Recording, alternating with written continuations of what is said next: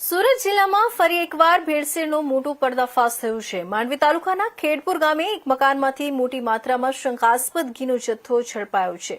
પોલીસે બાતમીના આધારે દરોડા પાડતા લાખો રૂપિયાનું ઘી જપ્ત કરી વધુ તપાસ હાથ ધરી છે।